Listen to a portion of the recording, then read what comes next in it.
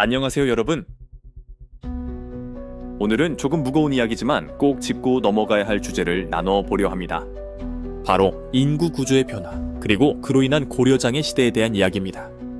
한국은 지금 외부적인 지정학적 이유 때문이 아니라 내부적인 인구 구조, 즉 데모그래픽 문제로 더 심각한 위기에 놓여 있습니다. 출산율 0.7. 여러분, 이 수치는 인류 역사상 처음입니다. 한 민족이 스스로 사라지기로 마음먹은 것과 다름없어요. 그리고 이 흐름은 쉽게 바뀔 기미도 없습니다. 결혼도 출산도 점점 줄고 있죠. 왜 이런 현상이 벌어졌는지, 원인이 뭐가 되었든 사실 지금은 중요하지 않습니다. 원인을 알아도 해결되지 않기 때문이에요. 중요한 건 이 흐름이 계속되고 있다는 사실입니다. 그리고 그 끝이 어디로 향할지 상상해보는 겁니다. 여러분, 우리가 70대쯤 됐을 때 한국은 지금과 같은 나라가 아닐 수도 있어요. 대한민국이라는 이름은 같겠지만 민족 정체성은 달라질 수 있습니다.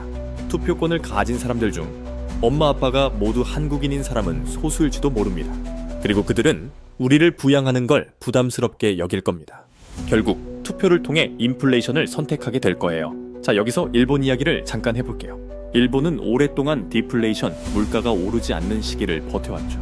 연금 받는 노인들 입장에선 디플레이션은 괜찮은 환경이었습니다. 그런데 이제 방향을 틀었어요. 인플레이션을 시작했습니다. 그 말은 일본이 지금 고려장을 실행하고 있다는 겁니다. 연금은 그대로 지급돼요. 그런데 그 돈의 실질 가치는 계속 떨어지죠. 겉으로는 연금을 주지만 실제로는 아무것도 주지 않는 것과 다름없는 방식이에요.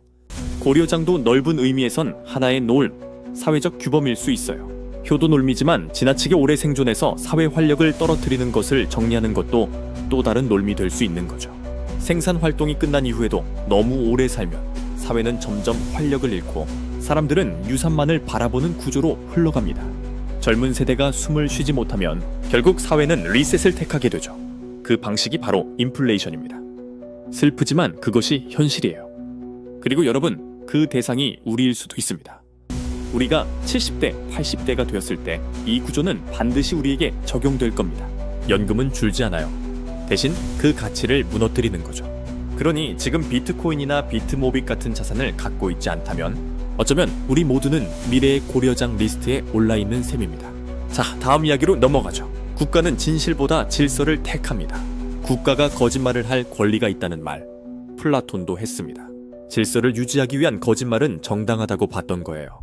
그래서 정치인들은 연금을 줄이겠다라는 말을 하지 않아요. 대신 인플레이션을 선택합니다. 10년 정도 인플레이션이 지속되면 어떻게 될까요? 지금 300만 원 받는 연금은 거의 아무 쓸모도 없게 됩니다. 그때가 되면 여러분의 월급은 한 달에 1억 원일 수도 있고 비트코인은 100억 원이 돼 있을지도 몰라요. 그렇게 되면 연금을 주긴 하지만 사실상 아무것도 주지 않은 것과 마찬가지가 되는 거죠.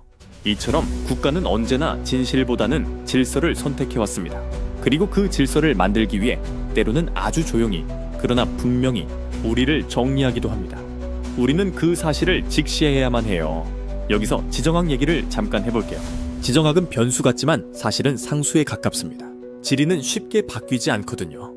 그래서 지정학은 닫힌 체계예요. 그런데 이 닫힌 체계만 제대로 알아도 세계가 어떻게 돌아가는지를 보는 눈이 생깁니다. 그리고 여기에 금융이라는 변수가 얹히면 그건 완전히 다른 차원의 해석이 됩니다. 미국의 부채 문제, 이건 단순한 숫자가 아닙니다. 2025년 올해만 미국은 만기 도래 채권 9조 달러, 신규 발행 5조 달러, 총 14조 달러가 필요합니다. 말 그대로 세계 질서 자체가 이 숫자 하나에 흔들릴 수 있다는 거예요. 경제는 결국 생산물을 어떻게 나누느냐의 문제입니다. 오늘 잡은 고래를 누구에게 얼마나 나눠줄 것인가. 노인은 과거의 사냥 덕에 몫을 받습니다. 자녀는 미래에 사냥할 것을 기대하며 몫을 받죠. 그런데 문제는 아이를 낳지 않고 있다는 겁니다. 부양할 사람이 점점 없어지는 구조예요. 지금은 반려동물도 키울 수 있고 부모님 용돈도 드릴 수 있죠. 하지만 우리가 70대가 되었을 때 지금의 20, 30대는 우리를 부양하지 않을 겁니다. 그들 입장에선 인플레이션을 통해 노인 세대의 자산 가치를 없애버리는 것이 합리적인 선택이거든요. 그리고 그런 정치인을 뽑게 될 거예요. 이쯤에서 우리가 정말 고민해봐야 할 게 있어요. 지금 비트코인이나 비트모빅 같은 자산을 준비하지 않으면 결국 여러분도 고려장의 대상이 될 수 있습니다. 끝까지 생존하려면 질서가 아닌 진실을 보아야 합니다. 그리고 여러분 스스로를 지킬 무언가를 준비해야 합니다. 선택은 여러분의 몫입니다. 감사합니다.